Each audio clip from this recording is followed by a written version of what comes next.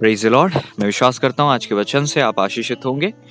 नीति वचन 23वां अध्याय 7वां पद हम पढ़ेंगे। उसके पूर्व हम प्रार्थना करते हैं। प्रभु जी, हम धन्यवाद देते हुए दुआ करते हैं, आप हमसे बातें कीजिएगा, गड़बड़ी दूर हो सके, आप मुझे संभाल कीजिएगा, हर एक से बातें कीजिएगा, आज़ाद हों। जितने अपेक्षित हैं कि आज वचन मिलेगा वे सब खुदा तृप्त हों, आशीषित हों, आज़ाद हों, कुछ नया सीखें और वो लाभप्रद हो। ये केवल वचन सुनने के लिए ना सुने बल्कि उसे अपने जीवन का आधार बनाएं, जो वचन की शिक्षा है, जो प्योर वचन की शिक्षा है। धन्यवाद देते हैं, आपने ऐसा कर दिया। सब कुछ आपके हाथों में देता हूँ। मैं आपको हृदय से धन्यवाद देता हूँ प्रभु जी कि आप मुझे संभाल करते आए हैं और आप मुझे संभाल करते हैं।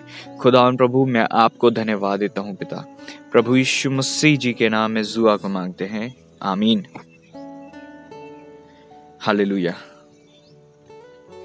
वचन के लिए अपेक्षित होना, वचन के लिए भूखे होना बहुत ज़रूरी है। और जितने भूखे हैं वचन के, मैं विश्वास करता हूँ प्रभु जी आपसे बातें करेंगे। Hallelujah, thank you Lord. नीति वचन 23:7, क्योंकि जैसा वह अपने मन में विचार करता वैसा वह आप है, वह तुझसे कहता है तो एक आप ही, परंतु उसका मन तुझसे लगा नहीं। यहाँ पर काफ़ी कुछ है हमें सीखने के लिए। और जब हम वचन पढ़ते हैं तो कई परतों में हमें मिलता है कि एक मुख्य सामान्य परत होती है जिसे मुख्यतः लोग समझ पाते हैं और उसके अंदर को पकड़ नहीं पाते। तो पहली परत ये है, हमें पहले ही नज़र में पड़ते फर्स्ट इम्प्रेशन में ये समझ में आता है कि लोग जो मन में विचार करते हैं वैसे वो स्वयं होते हैं। अगर कोई आपको किसी रीति से ले रहा है तो अधिक संभावना है कि वो व्यक्ति स्वयं ऐसा हो। दूसरी चीज़, वह तुझसे कहता है खा पी, उसका मन तुझसे लगा नहीं।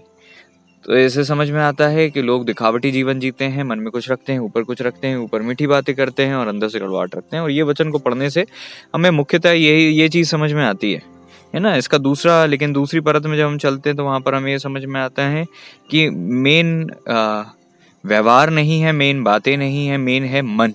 और जो मन में है वही सत्य है। और क्योंकि हम विश्वासी हैं, हम आत्मिक हैं, तो हम जानते हैं मन की बातों को प्रकट करने वाले परमेश्वर हैं और मन की बातों को परमेश्वर ही जानते हैं। और परमेश्वर ने जो वरदान दिया है, परख का वरदान, वो भी काफ़ी हद तक इस क्षेत्र में सहायक होता है, जहाँ पर हम लोगों के व्यवहार के आधार पर नहीं बल्कि उनके मन को परख पाते हैं। उनके व्यवहारों में कुछ ऐसा होता है जिससे उनका मन जाहिर हो जाता है।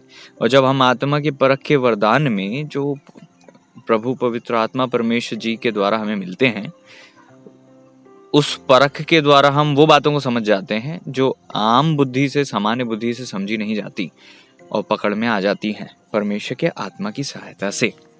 ठीक है, तो हमें ये दूसरी परत में समझ में आता है कि हमें वो चीज़ होना चाहिए कि हम लोगों के मन की बातों को समझ पाएं। और हालांकि ये मुश्किल होता है, लेकिन जब हम आत्मा में चलना शुरू कर देते हैं तो ये चीज़ बहुत मुश्किल नहीं होती, क्योंकि वो चीज़ जो मन में छुपी है वो आत्मा में प्रकट हो जाती है। ठीक है, लेकिन जो तीसरी परत है उसको हमें ध्यान देने की ज़रूरत है। वो ये है कि यहाँ पर कुछ मेन चीज़ें हैं, हेडलाइंस हैं। जैसा वह अपने मन में विचार करता, तो पहली चीज़ है मन, दूसरा विचार करता है। पहली चीज़ है मन, दूसरा है विचार, फिर वचन कहता है वह तुझसे कहता है, तो तीसरी चीज हो गई कहना, कहता है, शब्द। चौथी चीज वापस मन हो गई। तो यहाँ पर मुख्य क्या है? मन है, क्योंकि मन 2 बार आया है। और हम ये भी जानते हैं वचन के आधार पर, मैं आपको बता रहा हूँ कि वचन कहता है जीवन का मूल स्रोत मन है, तो मन मुख्य होता है।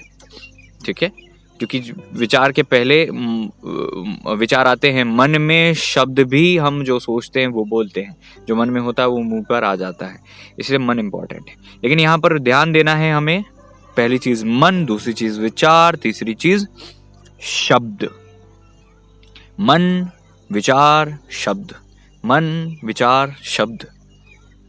और हम सब जानते हैं कि जीवन का मूल स्रोत मन है और विचार से ही हमारा जीवन बनता है और शब्द में मृत्यु और जीवन दोनों होता है। तो लोग कहते हैं कि हम शब्दों को रोक नहीं पाते, और वास्तव में शब्दों को रोकना मुश्किल है।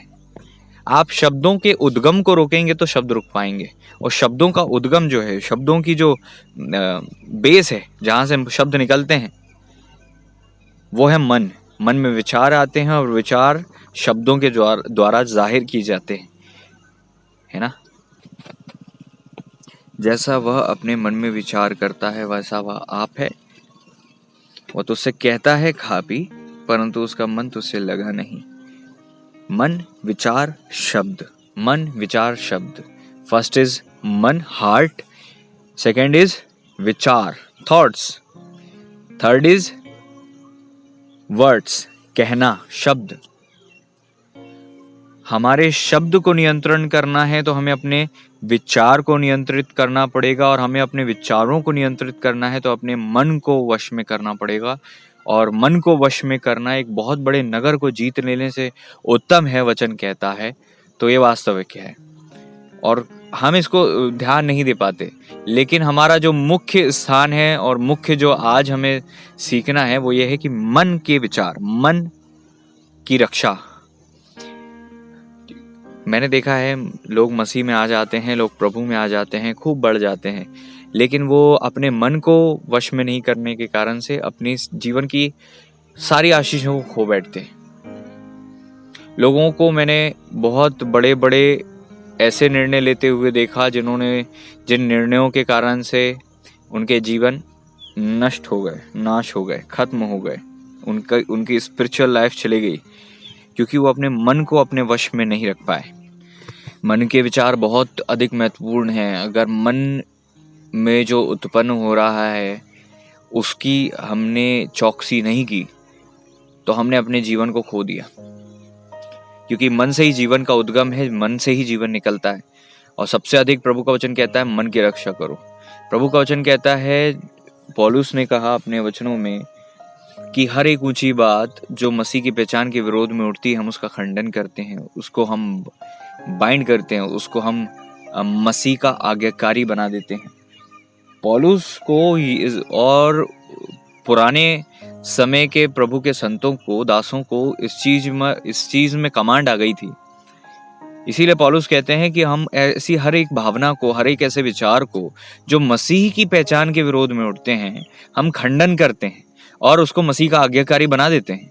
और मैंने देखा है, चाहे मेरा व्यक्तिगत जीवन हो या मैं कलीसिया का पासवान हूँ, मैंने देखा है कलीसिया में नए से पुराने और आत्मिक से बहुत ही छोटे आत्मिक जीवन जिनका होता है उन सबको मैंने देखा है और बहुत सालों से देखता आ रहा हूँ। और मैंने देखा है जीवन में सबसे महत्वपूर्ण अगर कुछ है तो वो है मन। और अच्छों को मैंने प्रभु से दूर जाते देखा क्योंकि उन्होंने अपने मन की रक्षा नहीं कर पाए। मन से ही जीवन है, ये बात बहुत अधिक वास्तविक है। और ये मन के ही विचार हैं जो आपको या तो बना देंगे या गिरा देंगे।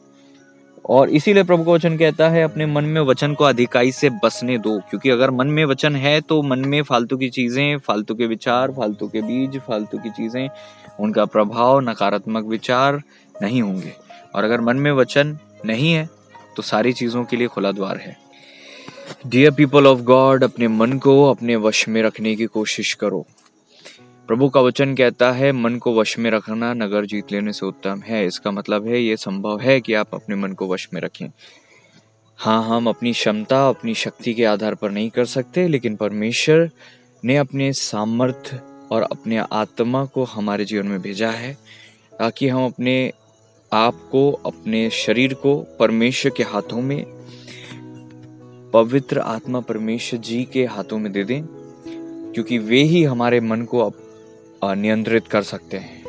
हम अपने मन को नियंत्रित नहीं कर सकते, बिना प्रभु की सहायता के संभव नहीं है। लेकिन अगर आपने और मैंने अपने मन की चौकसी नहीं की, आने वाले दिन में आपका और मेरा आत्मिक जीवन का कोई भरोसा नहीं होगा।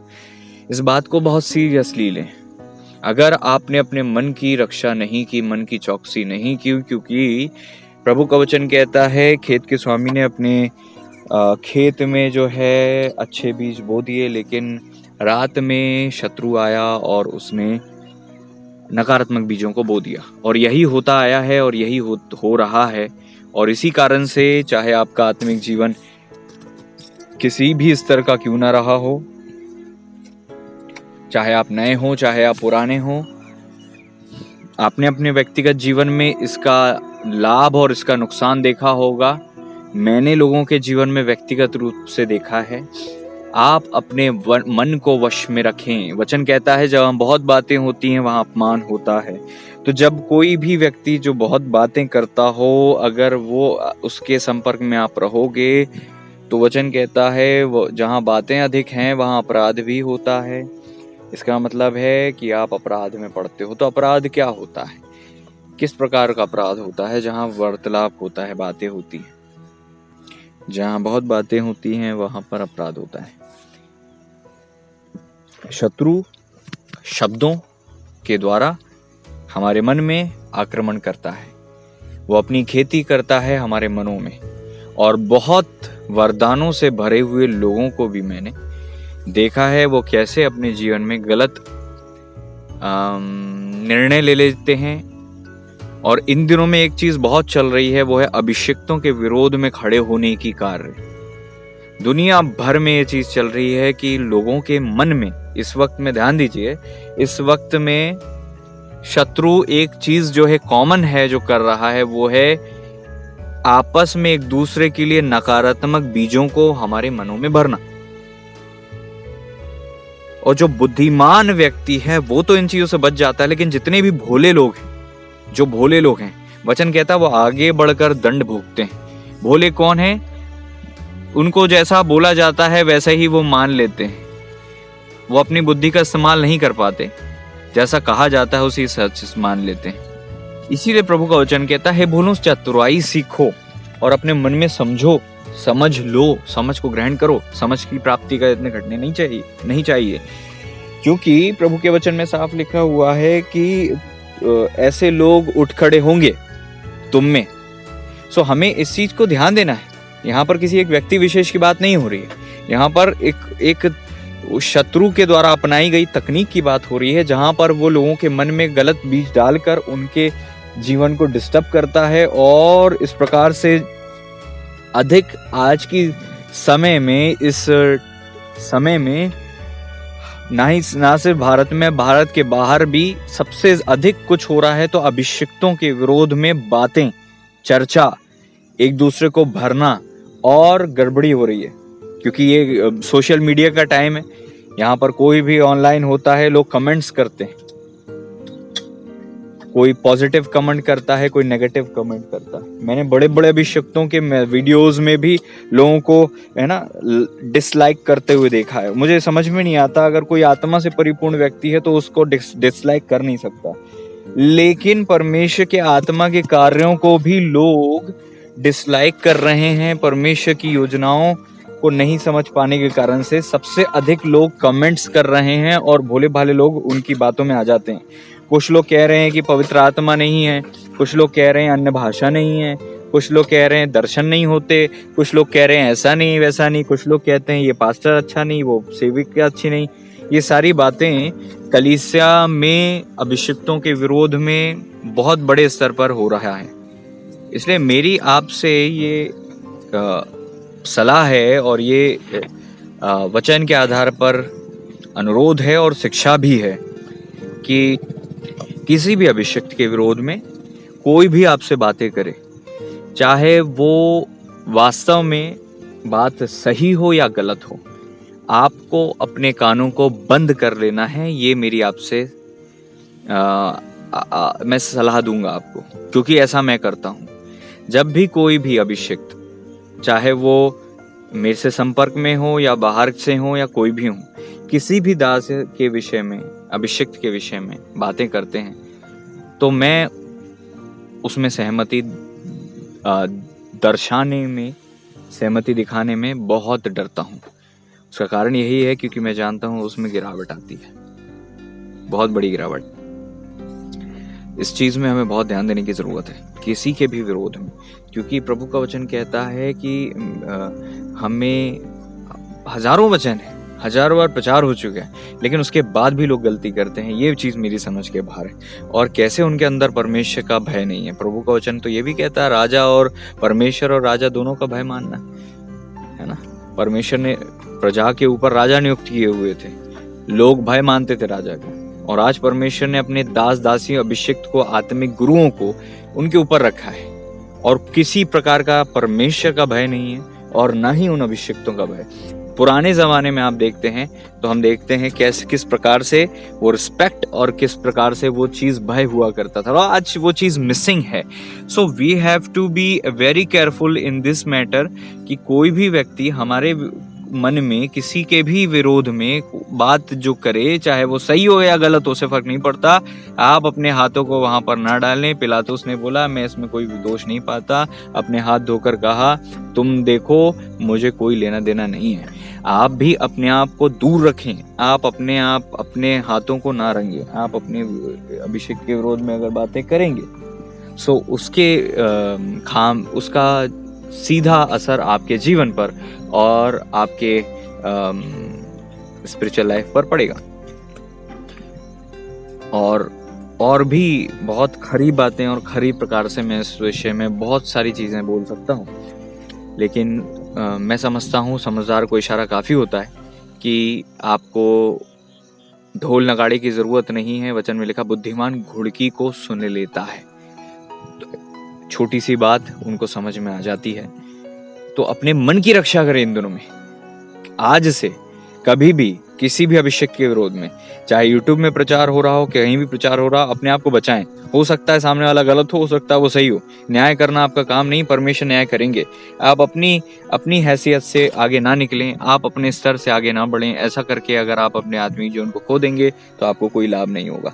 न्याय करना परमेश्वर का काम है, चाहे आप उनसे उम्र में भी बड़े हों। मूसा के विरोध में जिनने बात की वो दोनों उनसे बड़े थे, लेकिन फिर भी कोड़ आ गया और तकलीफ में पड़ गए।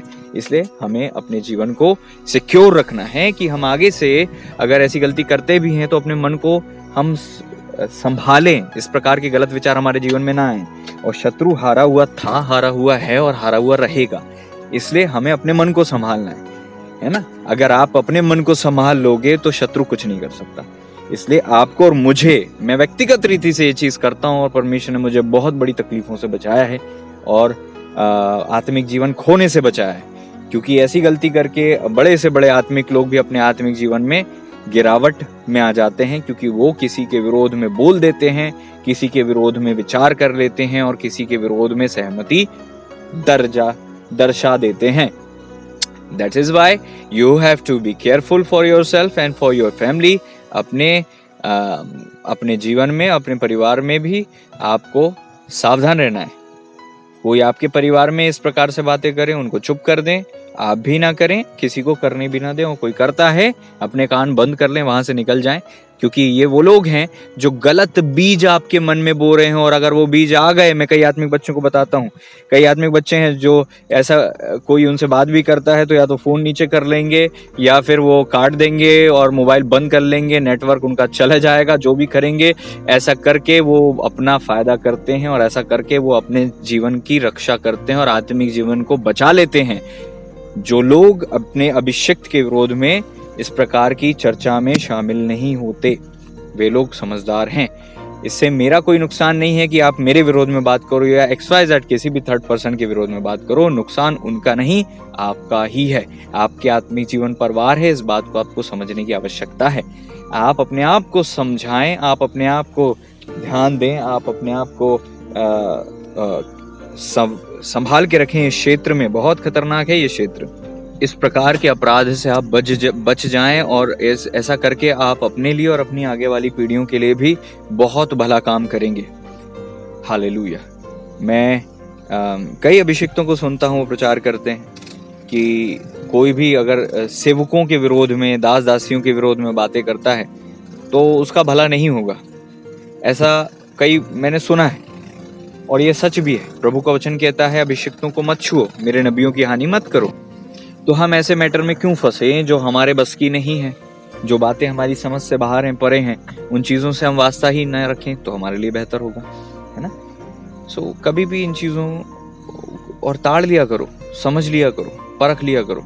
मैं तो अपने से छोटे भी जो हैं, जो अभिषेक में अभी सेवा में नए आए हैं और जो उम्र में भी मुझसे छोटे, उनके विरोध में भी बातें करने में मेरे को अजीब लगता है, डर लगता है। कहीं ऐसा ना हो कि वो मेरे लेखे में अपराध गिना जाए। कभी भी चर्चा ना करें, उसने ऐसा कर दिया, वो पास्टर ऐसा है, उसने ऐसा कर दिया, उसने उसके साथ ऐसा किया था। सुनने में बड़ा वो लगता है, और लोग, मैंने देखा नए नए जो भोले भोले विश्वासी होते हैं वो उसमें सहमत हो जाते हैं, उसमें टिप्पणी देने लगते हैं कि ऐसा भी होता है, ऐसे भी पास्टर होते हैं। मतलब वो ऐसी प्रकार की बातों में फंस जाते हैं और अपने आत्मिक जीवन की हानि उठाते हैं। हाल ही में एक भाई ने कुछ लोगों ने मुझसे कहा कि वो सामने वाला जो है आपके लिए ऐसा सोच रहा था, आपके लिए ऐसा बोल रहा था, और दुनिया भर की बातें होती हैं बाकी बाकी लोगों में आपके प्रति कि आपने ऐसा कर दिया, वैसा कर दिया। मैंने कहा देखो, आप सुनो भी मत और सहमति भी दर्ज मत करो।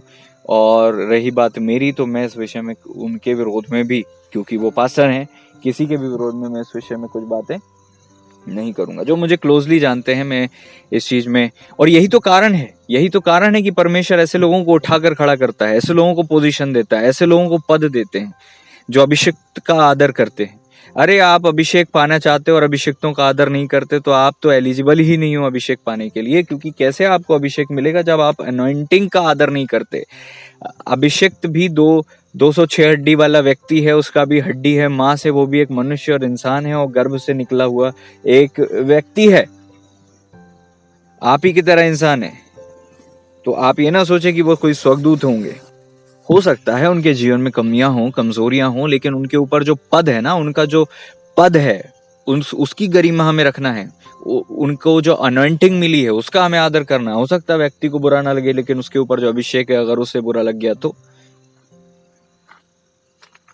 बच्चे निकल के कहते प्रभु के सेवक को और चिढ़ाने लगे, और रीछनियां निकलकर उनको मार दी। वचन भरा है एग्जाम्पल से। इस प्रकार के बहुत से उदाहरण हैं बाइबल में, उनसे हमें चौकसी सीखनी चाहिए और अपने मन की रक्षा करनी चाहिए। अपने मन की रक्षा करो, विचार नियंत्रित होंगे और गलत शब्द बोलने से आप बचेंगे। मैं विश्वास करता हूँ छोटी सी वचन से आपको समझ में आ गया होगा। अगर आप ये 20-22 मिनट में समझ गए तो आप आशीषित हैं, और अगर इस चीज को आप नहीं समझ पाए तो शायद ही मुश्किल है कि आप 1.5 घंटे, 2 घंटे और 5 घंटे वाले सरमन में भी समझ पाए, क्योंकि समझदार व्यक्ति छोटी सी डांट को भी, छोटी सी शिक्षा को भी ग्रहण कर लेता है और उसके अनुसार सावधान रहता है। आइए हम दुआ करें। प्रभु जी, मैं धन्यवाद देता हूँ, आप अपने वचनों के द्वारा मुझे इस्तेमाल करते हैं, बातें करते हैं। खुदा, मुझसे और हमसे जो गलती हुई उसके लिए मैं क्षमा मांगता हूँ, और बाकी सभी लोग भी क्षमा मांग सकें। उन्हें ऐसा मन दीजिए खुदा, किसी के विरोध में ना बोलें, ना सोचें, ना करें, ताकि बुराई से बचे रहें और अपना भला करें और अपने घराने का भला करें, आपकी महिमा के लिए। धन्यवाद देते हैं, आपने ऐसा कर दिया। सारी आदर महिमा आपके चरणों में रखते हैं। प्रभु यीशु मसीह जी के महान अति पवित्र सामर्थी नाम में इन सब का हफ्ता भर आशीषित हो, ये आप में बड़े मजबूत होते जाएं। प्रभु यीशु मसीह जी के नाम में दुआ को मांगते हैं, आमीन। अब हमारे परमेश्वर पिता का प्रेम, पुत्र प्रभु यीशु मसीह जी का अनुग्रह और प्रभु पवित्र आत्मा परमेश्वर जी की गहरी संगति, सहभागिता हम सभी विश्वासी गणों के साथ प्रभु जी के दूसरे आगमन तक निगानी होती रहे, आमीन। प्रभु आप सबको आशीष दें, आपकी रक्षा करें। God bless you all. सावधान रहें, इस प्रकार की बातों में ना पड़ें। मैंने लोगों को देखा है बीमार पड़ते हुए और बड़ी बड़ी तकलीफों से ग्रसित होते हुए देखा है, इसलिए आप भी बचें। जो मैं अपने जीवन में लागू करता हूँ, इस चीज को मैंने आपको वचन के आधार पर प्रभु ने मुझे बोझ दिया, मैंने आपसे शेयर किया। ये वचन प्रभु ने दिया था। प्रभु जी को महिमा मिले और धन्यवाद हो। God bless you all. प्रभु आप सबको आशीष दें, आमीन।